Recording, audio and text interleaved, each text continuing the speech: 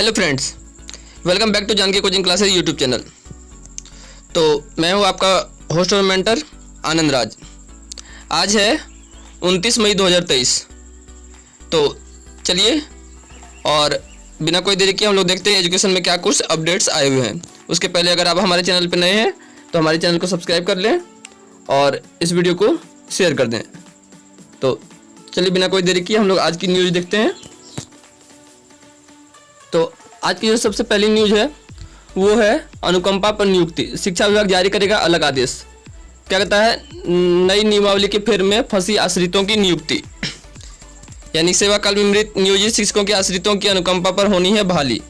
तो इसको लेकर के मामला जो अटक गया है, तो क्यों अटका हुआ मामला, क्या कहता है कि मृत शिक्षकों के आश्रितों की नियोजन प्रक्रिया चल रही थी, किसी भी शिक्षक नियुक्ति की नई नियमावली आ गई। पटना जिले में ही 115 से अधिक मृत नियोजित शिक्षकों के आश्रितों और राज्य में 1000 से अधिक मामले अटके हुए हैं, मतलब जो कि नियोजित शिक्षक के रूप में वर्क कर रहे थे और उनके आश्रितों को ये नौकरी मिलने वाली थी, लेकिन अब चूंकि नई नियमावली आ गई है तो इस वजह से ये मामला जो है अटक गया है। तो नई नियमावली आने के बाद जो है इसमें क्या जो है होगा, इस संबंध में अलग से आदेश जो है जल्दी जारी होगा। आगे बढ़ते हैं। दूसरा जो समाचार है वो बहुत सारी वैकेंसी के संबंध में है। तो देख सकते हैं एसएसबी यानी सशस्त्र सीमा बल में 1638 पदों की रिक्तियाँ। तो शैक्षणिक योग्यता जो है वो ग्रेजुएशन 10वीं 12वीं की है, साथ ही साथ 18 से 30 साल के बीच जो है उम्र होनी चाहिए और आवेदन शुल्क 100 रुपये है और चयन प्रक्रिया जो है फिजिकल टेस्ट और मेडिकल टेस्ट के आधार पर किया जाएगा। तो ऑनलाइन जो अप्लाई कर सकते हैं ऑफिशियल वेबसाइट से। और इसमें जो पोस्ट है वो constable, head constable, sub inspector व असिस्टेंट सब इंस्पेक्टर के लिए आवेदन मांगे गए हैं और ये आवेदन आप जो है 18 जून 2023 तक ऑनलाइन कर सकते हैं। अगला जो है वो है यूपीएससी में डायरेक्टर सहित 20 पदों की रिक्तियाँ। तो यूपीएससी ने ज्वाइंट सेक्रेटरी, डायरेक्टर और डिप्टी सेक्रेटरी के 20 रिक्त पदों के लिए योग्य उम्मीदवारों से 19 जून 2023 तक ऑनलाइन आवेदन मांगे हैं। तो किसी भी संस्थान से एमई, एमटेक, एमबीबीएस, लॉ की डिग्री हासिल की हो और इसकी विस्तृत जानकारी ऑफिशियल वेबसाइट पर उपलब्ध है। सामान्य वर्ग के उम्मीदवारों की आयु 35 से 55 साल के बीच होनी चाहिए, जबकि बाकी को उम्र में छूट दी जाएगी। आवेदन शुल्क जो है इसमें किसी भी प्रकार का शुल्क नहीं देना है और ऑनलाइन जो है 19 जून 2023 तक कर सकते हैं। और इसका जो चयन होगा वो लिखित परीक्षा और इंटरव्यू के आधार पे सिलेक्शन किया जाएगा। अगला जो है देख सकते हैं बहुत अच्छी बहाली निकली है। ग्रामीण डाक सेवक के 12,828 पद खाली। इंडियन पोस्टल सर्किल ने ग्रामीण डाक सेवक के 12,828 रिक्त पदों पर भर्ती के लिए योग्य उम्मीदवारों से 11 जून 2023 तक ऑनलाइन आवेदन मांगे हैं। शैक्षणिक योग्यता जो है मिनिमम 10th पास किया हुआ हो और सामान्य वर्ग के उम्मीदवार का आयु 18 से 40 साल के बीच होनी चाहिए, जबकि आरक्षित वर्ग के उम्मीदवार को सरकारी नियमानुसार आयु सीमा में छूट दी जाएगी। तो चयनित उम्मीदवारों को प्रतिमाह 10,000 से 29,380 रुपये वेतन दिया जाएगा। आवेदन शुल्क के रूप में 100 रुपया जो सामान्य को देना होगा, बाकी अन्य को जो है आवेदन शुल्क में छूट दी जाएगी। तो ऑफिशियल वेबसाइट देख सकते हैं यहाँ पे। इस वेबसाइट के माध्यम से https://indiapost.gds.online.gov.in/ के माध्यम से ऑनलाइन मोड में आवेदन कर सकते हैं। योग्य उम्मीदवारों का चयन मेरिट के आधार पर किया जाएगा। अगला है इंडियन नेवी में अग्निवीर के 1465 पद रिक्त। तो इसके लिए जो है मिनिमम जो क्वालिफिकेशन 12वीं व 10वीं है और उम्मीदवारों का जन्म 1 नवंबर 2002 से 30 अप्रैल 2006 के बीच हुआ हो। यहाँ पे मिस्टेक हो गया, इसने लिख दिया 2022। तो उम्मीदवारों का जन्म 1 नवंबर 2002 से लेकर के 30 अप्रैल 2006 के बीच हुआ हो और इन पदों पर आवेदन करने के लिए https://www.joinindiannavy.gov.in/ के माध्यम से आखिरी तारीख से पहले ऑनलाइन मोड में आवेदन कर सकते हैं। इसकी जो आखिरी डेट है वो ध्यान रखेंगे 15 जून 2023 है। अगला जो है वैकेंसी वो असिस्टेंट इंस्पेक्टर की 44 पदों पर होंगी नियुक्तियां। तो यहाँ पे आप देख सकते हैं मिनिमम जो क्वालिफिकेशन है वो है ग्रेजुएशन और पे मैट्रिक्स लेवल 5 के अनुसार जो है चयनित उम्मीदवारों को प्रतिमाह वेतन दिया जाएगा और ऑनलाइन आवेदन करने के लिए इस पते पर जो है अपने सभी दस्तावेज के साथ आखिरी तिथि से पहले जो है भेज दें। और आखिरी तिथि कब है? तो 13 जून 2023 तक ऑफलाइन मोड में जो है आवेदन करना है। तो जो एड्रेस है SP admin NIA headquarter opposite CGO complex Lodhi road नई दिल्ली 110003। तो इस पद के लिए जो योग्य उम्मीदवार का चयन है वो इंटरव्यू के आधार पर किया जाएगा। आगे बढ़ते हैं।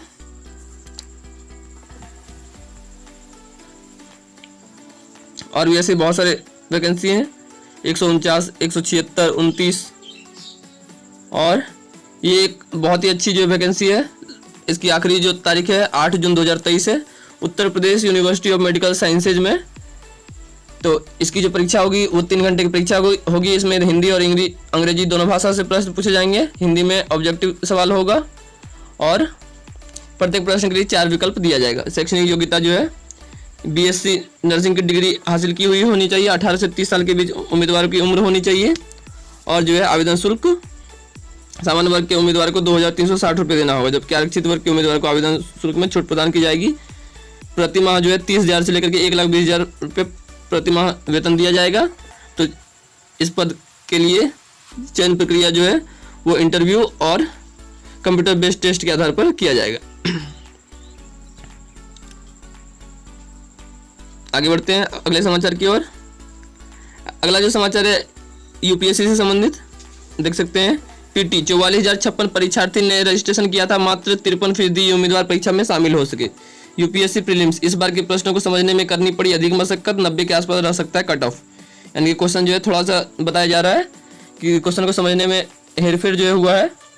तो कट ऑफ जो है पहले के मुकाबले कम होने का चांसेस है, यानी कि 90 के आसपास जो कट ऑफ जाने का चांस है।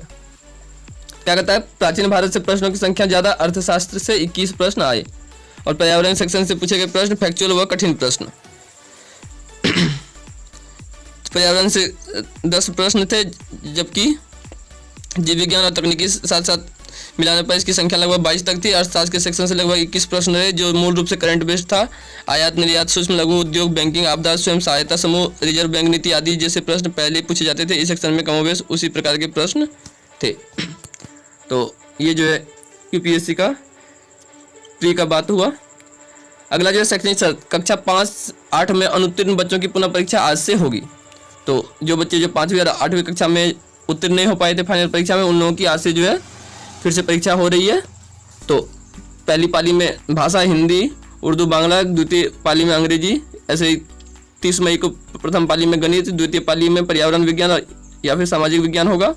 फिर 31 मई को प्रथम पाली में राष्ट्रभाषा हिंदी और द्वितीय पाली में सह शैक्षिक गतिविधियों का अवलोकन जो है किया जाएगा।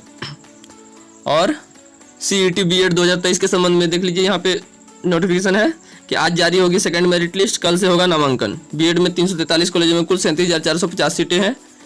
तो पहला राउंड का जो एडमिशन का दौर चला था, उसमें जो है कुल मिलाकर के जो सीटें निकली थी वो लगभग 36,000 के आसपास सीटें निकली थी। उसमें से अभी भी जो बहुत सारे बच्चों ने पहले राउंड में अपना एडमिशन नहीं कराया और अभी भी कुल मिलाकर के 20,000 के आसपास सीटें खाली है। इन्हें दूसरे राउंड और स्पॉट राउंड में भरा जाना है। प्रथम राउंड में सिर्फ 36,188 सीटों के लिए लिस्ट जारी की गई थी, जबकि 37,450 सीटों के लिए परीक्षा में 1,43,832 अभ्यर्थी उत्तीर्ण हुए थे। अभी भी 1,06,382 अभ्यर्थी वेटिंग में। दूसरे राउंड में बाकी बचे सभी सीटों के लिए मेरिट लिस्ट जारी होगी। तो कुल 20,000 के आसपास जो है सीट है जहाँ पे कि अभी एडमिशन होना है। तो जिन लोगों ने नहीं लिया है वो लोग एडमिशन जो है ले सकते हैं। आज मेरिट लिस्ट निकल जाने के बाद कल से एडमिशन इसका शुरू हो जाएगा। अगला जो समाचार है वो है पटना कॉलेज से संबंधित। 2024 में प्रस्तावित नए ग्रेडिंग को लेकर कॉलेज में राज्य उच्चतर शिक्षा परिषद के सलाहकारों और शिक्षकों की बैठक। पटना कॉलेज में नए ग्रेडिंग को बेहतर करने की तैयारी शुरू। पटना कॉलेज में सिर्फ आर्ट्स की पढ़ाई, आधे शिक्षक अस्थायी। तो ये जो है बहुत बड़ा समस्या है कि अगर अस्थायी शिक्षक होंगे तो हो सकता है कॉलेज को जो है अच्छी रेटिंग नहीं मिले। तो इसके लिए जो है और अधिक से अधिक जो है सब्जेक्ट शामिल करने होंगे। साथ ही साथ जो है शिक्षकों को परमानेंट करना होगा, यानी कि टेम्पररी रूप से ये काम नहीं चलने वाला। तो इन सबों के ऊपर जो है ध्यान दिया जा रहा है अभी। और एक बहुत ही इंपॉर्टेंट समाचार यहाँ पे देख लीजिए, बिहार बोर्ड इंटर में नामांकन के लिए आवेदन के लिए 1 जून से फिर खुलेगा पोर्टल। तो इंटर में एडमिशन के लिए एक बार फिर से 1 जून से पोर्टल खुलेगा, क्योंकि जो है अभी जो पहला जो वेबसाइट था बहुत ज़्यादा जो दिक्कत हो रही थी, बहुत सारे स्टूडेंट लोग रजिस्ट्रेशन नहीं करा पाए थे, कुछ का पैसा कट गया था, कुछ ने अप्लाई नहीं जो मतलब किया था, या फिर और भी ऐसी बहुत सारी छोटी बड़ी समस्याएं आ रही थी। तो इसको लेकर के फिर से एक बार 1 से 7 जून तक छात्र छात्राएं आवेदन कर सकते हैं। आवेदन फॉर्म भरने के नियम व शर्तें पूर्ववत ही रहेंगी। तो एक अच्छा जो है कहा जा सकता है स्टेप। और देखिए यहाँ पे सरकारी स्कूलों में 1ली से 8वीं तक में नामांकित 75% बच्चों के लिए भेजी गई पुस्तकें। तो राज्य भर में कुल जितने भी सरकारी स्कूल हैं 1ली से 8वीं तक में, उसमें 75% बच्चों के लिए जो है निदेशालय के स्तर से पुस्तकें भेजी गई है। वहीं 25% जो है पुस्तकें भेजी जानी अभी बाकी है। अब जो है आने वाले समय में ही पता चला आवंटन में सबसे खराब स्थिति कटिहार की है। इसका खुलासा Bihar state text book publishing corporation limited की ओर से जारी आंकड़ों के आधार पर हुआ है। विभाग की ओर से इसको लेकर डिस्ट्रिक्ट प्रोग्रेस रिपोर्ट जारी की गई है। और एक और जो है मैट्रिक और इंटर से संबंधित एडमिशन में है, बोर्ड की ओर से फोकानिया यानी मैट्रिक और मौलवी यानी इंटर की परीक्षा अब तक नहीं हुई। तो इससे क्या होगा, मदरसा बोर्ड से फोकानिया मौलवी पास का दाखिला नहीं हो पाएगा इस बार, क्योंकि इंटर का जो एडमिशन का प्रोसेस है वो 1 से 7 जून तक फिर से दोबारा पोर्टल खुलने जा रहा है। तो अभी तक जो है मैट्रिक और इंटर का मदरसा बोर्ड ने जो है एग्जाम ही नहीं लिया, तो एडमिशन इन लोगों का होने में बहुत ज़्यादा जो है दिक्कत हो सकता है। इस बार जो इन लोगों का एडमिशन छूट जाए। हर बार जो है इन लोगों का एग्जाम जनवरी के टाइम में हो जाता था, लेकिन इस बार जो है नहीं हो पाया। तो इसमें जो सबसे बड़ा कारण बताया जा रहा है वो सिलेबस का बदलाव के साथ साथ जो है 2 माह तक बोर्ड में चेयरमैन की पोस्टिंग का नहीं रहना भी एक वजह जो बताया जा रहा है। तो अब आने वाले समय में ही पता चलेगा कि इन बच्चों का क्या होगा, ये लोग कहाँ पे जाके एडमिशन लेंगे। आगे बढ़ते हैं अगले समाचार की ओर। अगला जो समाचार है, महंगी पड़ेगी मदद, दूसरे को हेडमास्टर बनाने चले थे अपनी नौकरी पर ही आफत। क्या कहता है, दूसरे को हेडमास्टर बनाने के फिर में बीपीएससी की 66वीं परीक्षा में चयनित ग्रामीण विकास पदाधिकारी सुमित कुमार की उम्मीदवारी खत्म हो सकती है। सुमित पर सचिवालय थाने में केस दर्ज किया गया है। वह सुपौल जिले के रघुनाथपुर गांव का है। उसने मधुपुरा के गोजामा गांव के रहने वाले रत्नेश कुमार की जगह बीपीएससी की और से आयोजित हेडमास्टर की परीक्षा दी थी। सुपौल के ही रहने वाले एक व्यक्ति ने इसकी शिकायत बीपीएससी से की थी। बीपीएससी ने 2 सदस्यीय कमेटी बनाकर जाँच कराई तो यह सही पाया गया। उसके बाद बीपीएससी के प्रशाखा पदाधिकारी प्रदीप कुमार ने सचिवालय थाने में रत्नेश और सुमित पर केस दर्ज किया। आयोग का कहना है कि पुलिस जांच के बाद रिपोर्ट देगी, उसके बाद आगे की कार्रवाई की जाएगी। इधर पुलिस मामले की छानबीन करने में जुटी है। पुलिस दोनों को बुलाकर पूछताछ करने के साथ ही बीपीएससी जाकर सारे साक्ष्य लेगी। जांच करने के बाद आयोग को पूरी रिपोर्ट देगी। तो खुद का नौकरी का ठिकाना नहीं था और दूसरे को नौकरी लगाने के लिए जो है चले थे, तो दोनों ही जो नपेंगे। तो ये आज के कुछ मुख्य समाचार थे जो कि मैंने आपको इस वीडियो के माध्यम से दिए। तो आई होप कि ये वीडियो की जानकारी आपको अच्छी लगी होगी।